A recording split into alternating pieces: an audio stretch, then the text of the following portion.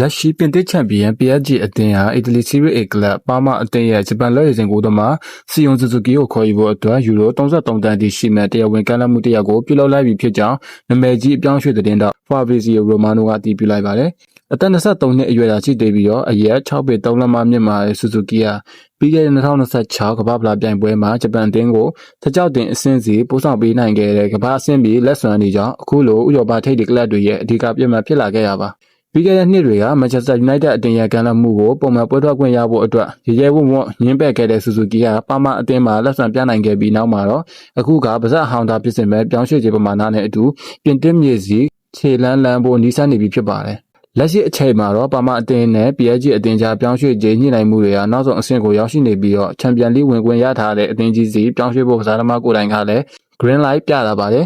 ဒီပြောင်းရွှေ့တာအောင်မြင်သွားမယ်ဆိုရင်တော့စီယွန်ဆူဇူကီဟာဘောလုံးသမိုင်းတစ်လျှောက်တန်ဖိုးအကြီးဆုံးအာရှသားကိုယ်သမားတူအဖြစ်မှတ်တမ်းဝင်သွားတော့မှာဖြစ်ပါတယ်